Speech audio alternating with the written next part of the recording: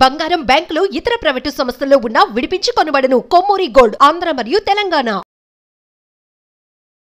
నమస్తే, welcome to మనం TV. ప్రస్తుతం మనతో పాటు ఉన్నారు Sun spiritual society founder Vikramaditya garu. సార్తో మాట్లాడి హెల్త్లో మనకున్న డౌట్స్ కానీ మంచి మంచి టిప్స్ కానీ ఈరోజు సార్ని అడిగి తెలుసుకుందాం. హలో సార్, నమస్తే.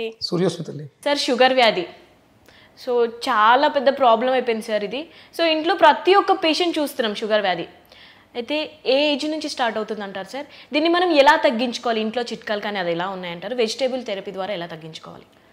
షుగర్ వ్యాధి అంటే భారతదేశ జనాభా 140 కోట్లు 148 కోట్లు ఉంది.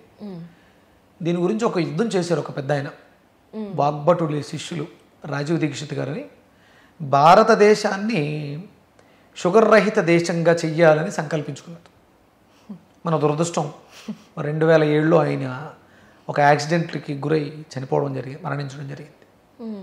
ఆయన చాలా పెద్ద విప్లవం తీసుకొచ్చారు. అంటే అసలు ఇది ఎందుకు వస్తుంది, ఎలా వస్తుంది, అంటే ఇప్పుడు రోగం ఏంటో డయాగ్నోస్ చేయగలిగితే క్యూర్ చేయడం చాలా ఈజీ. ఇప్పుడు ఎక్కడ కూడా డయాగ్నోసిస్ అనేది జరగట్లేదు. మెజర్మెంట్స్ వాటి మీద వెళ్ళిపోయి ఊహాగానాలతో ట్రీట్మెంట్లు చేస్తున్నాం మనం అందరం కూడా.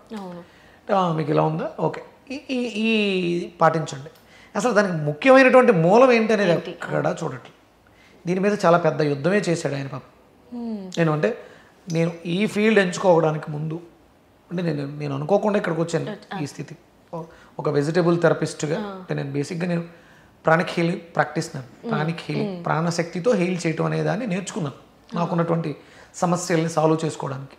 అంటే సార్, అంటే జనరల్గా అంటే no food, no medicine, no touch, only ఏమి లేదు, ముట్టుకోక్కర్లేదు, ఫుడ్స్ ఏమి వాడక్కర్లేదు, మెడిసిన్ ఏమీ తీసుకోక్కర్లేదు. కేవలం మన చుట్టూ ఉన్నటువంటి ప్రకృతిలో ఉన్నటువంటి శక్తిని వాడుకుని హీల్ అవ్వటం దాన్ని ప్రాణ చికిత్సా విధానం అంటారు. అది నేర్చుకున్న వల్ల ప్రాణ అనగానే ప్రకృతిలో ఉంది అది. నేను ఎప్పుడైతే ప్రకృతికి అలైన్ అయ్యానో ప్రకృతిలో ఇవే కాదు ఇంకా చాలా ఉన్నాయని ఈ వెజిటేబుల్ థెరపీ ఇది నేర్చుకోవడం జరిగింది. ఇది నేర్చుకోవడానికి ముందు నేను ఎక్కువ రాజీవ్ దీక్షిత్ గారి ఆడియోస్ విన్నాను. ఆయన అంటే లక్కీగా ఎవరో ఆయన చెప్పేటప్పుడు దాన్ని రికార్డ్ చేశారు. రికార్డ్ అయిన హిందీ వెర్షన్, ఆయన హిందీ గుజరాత్, ఆ వెర్షన్ని తెలుగులో ట్రాన్స్లేట్ చేశారు. మనకి డైరెక్టర్ వివి వినాయక్ గారు ఆ సిడీస్ పంచిపెట్టారు. ఇది అందరికీ తెలియాలి, మంచి విషయం అని చెప్పేసి. చాలా పెద్దది, 8 hours 8 గంటల సేపు ఉంటుంది ఆ వీడియో, ఆడియో. ప్రతి పిన్ టు పిన్ ప్రతిదీ ఆయన డిస్కస్ చేశారు. రాజీవ్ దీక్షిత్ గారు ఏ రోగం ఎందుకు వస్తుంది అంటే ఆయన ఏమంటాడంటే 85% నీకొచ్చే సమస్యలకి నువ్వే డాక్టర్వు, 100% నీకు నువ్వే డాక్టర్. ఒక 15% మాత్రమే విక్రమాదిత్య లాంటి వాళ్ళు, లేకపోతే రాజీవ్ దీక్షిత్, వినాయక్ గారు, ఇలా 15%. ఎందుకు నీకు డౌట్ ఉంది దాని గురించి అడగటానికి ప్రత్యేకమైనటువంటి నైపుణ్యం. ఇప్పుడు నేను ప్రాణిక్ హీలర్ని, దీన్ని ఏమైనా ప్రాణిక్ హీలింగ్తో ఈ ప్రాబ్లమ్ సాల్వ్ చేసుకుందామా, లేదా ఆయుర్వేదం అందరం కూడా 85% మెడిసిన్స్ మీద ఆధారపడిపోయి ఒక 15% ఆలోచిస్తున్నాం. రివర్స్ అయింది. 85% మందులే మనం ఆధారపడిపోయాం. దీనికి ఏం మందు ఉంది, దానికి ఏం మందు ఉంది, మందుల మీదే ఆధారపడిపోయి. ఇప్పుడు ఇక్కడ మనకి ఈ షుగర్ వ్యాధి అనేది మన జీర్ణక్రియ వ్యవస్థ పాడైపోవడం వల్ల వస్తుంది. గుర్తుపెట్టుకో, జీర్ణక్రియ వ్యవస్థ అంటే మన శరీరం 12 వ్యవస్థల మీద ఆధారపడి నడుస్తుంది. 12. ఈ 12కు సంబంధించిన ప్రాబ్లమ్సే మనకు వస్తాయి. ఇంతకు మించి అవుట్ ఆఫ్ ఇంకోటి ఏదీ లేదు డిసీజెస్ రావడానికి, డిజార్డర్స్ రావడానికి. ఇదంతా ఫుడ్ పైన సార్? మీ శరీరం 12 రకాల సిస్టమ్స్ మీద ఉందమ్మా. అవును, అంటే ఇందాక డైజెషన్ ప్రాబ్లం అన్నారు. ఫస్ట్ అంటే ఆ first సిస్టమే digestion, second system urinary కిడ్నీలు, థర్డ్ నర్వస్ న్యూరో నరాలకు సంబంధించి, ఫోర్త్ బయోమెట్రిక్ లా కొనొచ్చు, లేకపోతే ఎయిర్స్ మనం తీసుకునేటువంటి శ్వాస, 5 మజిల్ మాంసం ఉత్పత్తి లేకపోతే క్షీణం. ఆవిడ మయోసైటిస్తో బాధపడుతున్నారు అంటే ఆవిడకి 5th పోయింది, సిస్టమ్ 5th డ్యామేజ్ అయింది. సమంత గారికి మయోసైటిస్ పేషెంట్స్ ఈ మధ్య కాలంలో చాలా ఎక్కువ అయ్యారు. వీళ్ళకి ప్రధానమైనటువంటి ఏంటంటే మజిల్ వీక్నెస్, కండరాలు క్షీణించిపోతున్నాయి. 6th చర్మ వ్యవస్థ, skin related, eye related problems. 7th respiratory, ఊపిరితిత్తులు. 8th lymphatic, lymph nodes, cancer cells, lymphatic system. 9th bone, మన సిస్టమ్, మస్కులర్ సిస్టమ్.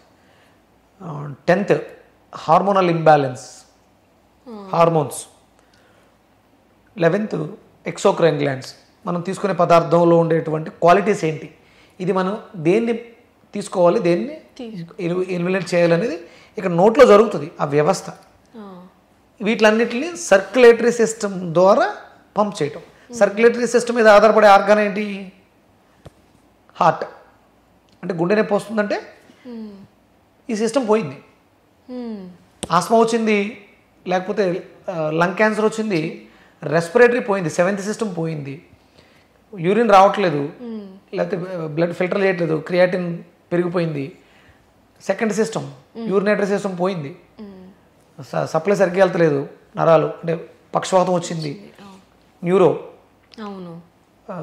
కడుపులో బ్లోటింగ్ ఉంది, నైట్ నిద్ర సరిగ్గా పట్టట్లేదు, 4th పోయింది, మయోసైటిస్ వచ్చింది, 5th పోయింది, జాండీస్ వచ్చినాయి, లివర్ సిరీస్ వచ్చింది, ఫ్యాటీ లివర్ వచ్చింది, పిగ్మెంటేషన్ వచ్చింది, సోరియాసిస్ వచ్చింది, బొల్లు వచ్చింది, 6th పోయింది. ఇలా ఈ 12 ఈ 12 మళ్ళీ డైజెషన్ సిస్టమ్ 12 రకాల అరుగుదలలు ఉంటాయి, 12 రకాల కిడ్నీ ప్రాబ్లమ్స్ ఉంటాయి, 12 రకాల లంగ్ ప్రాబ్లమ్స్ ఉంటాయి, 12 రకాల లివర్ ప్రాబ్లమ్స్ ఉంటాయి. ఒక్కొక్కటి 12 మీద ఆధారపడి ఉంది. మనం కూడా 12 మీద ఆధారపడి ఉన్నాం. 12 గంటలు పని చేస్తే 12 గంటలు రెస్ట్ తీసుకోవాలి. 12 ఈ 12 మీద నడుస్తూ ఉంటుంది. 12కి సంబంధించిన రోగాలు వస్తాయి. ఫస్ట్ డైజెషన్ సిస్టమ్ అనేది డ్యామేజ్ అయిన తర్వాత మిగతా ప్రాబ్లమ్స్ అన్నీ ఏర్పడతాయి. మనం అది మీరు డైజెషన్ అనేది ఫస్ట్, డయాబెటిక్ అనేది 8th సిస్టమ్, లింపాటిక్, ప్యాంక్రియాస్ పనిచేసే సిస్టమ్. ఇవి రెండు అంటే మనం జ్యోతిష్ శాస్త్రాన్ని కూడా అన్వయించుకుంటాం ఇక్కడ. దీనికి కారకుడు డైజెషన్ సిస్టమ్కి కారకుడు అగ్ని, కుజుడే. షుగర్కి కూడా కారకుడు కుజుడే. వీళ్ళిద్దరి సమన్వయం లోపించడం వల్ల షుగర్ వ్యాధి విజృంభిస్తుంది. దీనికి ప్రధానమైనటువంటి కారణాలు మారుతూ ఉంటాయి. ఇంకా లోపాలు 7th ఉన్నటువంటి B12 డెఫిషియన్సీ వల్ల కూడా షుగర్ పెరగవచ్చు. 9th ఉన్నటువంటి కాల్షియం, విటమిన్ డి కూడా 8th మీద ప్రభావాన్ని చూపించి షుగర్ రావచ్చు. లేకపోతే 12 సర్క్యులేటరీ సిస్టమ్ పాడైపోవడం వల్ల కూడా 8th ఇన్ఫ్లుయెన్స్ అవ్వచ్చు. ఇవన్నీ కూడా 12 ఈ 12ని మనం మేనేజ్ చేస్తూ కాంబినేషన్స్. బూడిద గుమ్మడికాయ, బీరకాయ కలిపి తాగితే షుగర్ తగ్గుతుందా? బూడిద గుమ్మడికాయ, ములక్కాడ బీరకాయ తాగితే షుగర్ తగ్గుతుందా? కిడ్నీలు అంటే వంకాయ, బీరకాయ, బూడిద గుమ్మడికాయ కలిపి తాగితే షుగర్ తగ్గుతుందా? గోరుచిక్కుళ్ళు, నిమ్మకాయ, దొండకాయ తాగితే షుగర్ తగ్గుతుందా?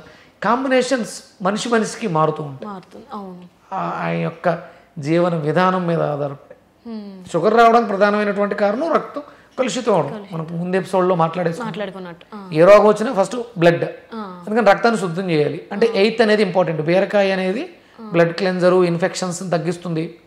పుళ్ళు బానట్లేదు, కాలు కట్ చేయాల్సిన అవసరం ఏం లేదు. రెగ్యులర్గా బీరకాయని, బూడిద గుమ్మడికాయని తీసుకుంటే షుగర్, డయాబెటిక్ వచ్చే సైడ్ ఎఫెక్ట్స్ని తగ్గిస్తూ ఉంటుంది. అలాగే డయాబెటిక్ పేషెంట్స్కి కిడ్నీలు డ్యామేజ్ అయ్యే అవకాశం ఉంది. అందుకని బీరకాయ, వంకాయ జ్యూస్గా తీసుకుని తాగితే కిడ్నీలు బాగా పనిచేస్తాయి, రక్తం ఫిల్టర్ అవుతుంది. ఇలా అంటే ఇదంతా కూడా మనం మన లైఫ్ స్టైల్లో మనం తీసుకునే ఆహార పదార్థాల మీద ఆధారపడే ఉంటుంది. మందుల్లో లేదు, మందులు ఏవి కూడా మార్చలేవు. అలా అని చెప్పేసి బీరకాయ ఒక నెల రోజులు ఒక 100 కేజీలు బీరకాయ తాగేస్తే షుగర్ తగ్గిపోతుందా అంటే అప్పటి వరకు డ్యామేజ్ అయినటువంటి డ్యామేజ్ అంతటిని కూడా ఫుల్ఫిల్ చేసేస్తుంది, ఆ ప్రాబ్లం క్యూర్ చేసేస్తుంది. మీ లైఫ్ స్టైల్ మళ్ళీ పాత పద్ధతిలో ఉంటే మళ్ళీ వచ్చేస్తుంది. అందుకని ఇప్పుడు మెడిసిన్ రోజు వేసుకుంటే, జీవితాంతం వాడితే మనకి సైడ్ ఎఫెక్ట్ వస్తాయి. కానీ బీరకాయ రోజు తాగాల్సి వచ్చినా, రోజు తినాల్సి వచ్చినా ప్రాబ్లం ఉండదు. కడుపు నిండుతుంది తప్ప ఎలాంటి ప్రాబ్లం ఉండదు.